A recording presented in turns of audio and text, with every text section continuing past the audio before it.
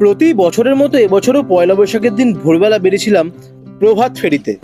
আমাদের ক্লাব ক্যানিং স্বস্তিকা সংঘের আয়োজনে বছরের পর বছর এই রীতি চলে আসছে পয়লা বৈশাখের দিন। ছোটবেলা থেকেই পয়লা বৈশাখের সকালটা এইভাবেই কাটে। আর প্রভাত ফেরির মাঝে ক্লাবের স্টুডেন্টরা নাচ গান আবৃত্তি করে থাকে।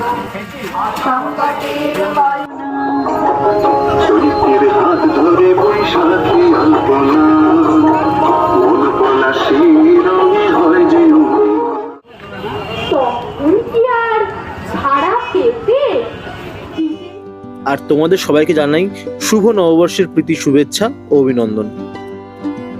এরপর গরমের মধ্যে বাড়ি এসে শরীর ঠান্ডা করার জন্য বানিয়ে ফেললাম একদম ঠান্ডা ঠান্ডা মহব্বত কি শরবত। এরপর দুপুরবেলা বাড়িতে কবজি ডুবিয়ে ফ্রাইড রাইস আর চিলি চিকেন খেয়ে দিলাম একটা লম্বা ঘুম। আর আজকের দিনটা তোমাদের কেমন কাটলো অবশ্যই জানিও কমেন্ট করে।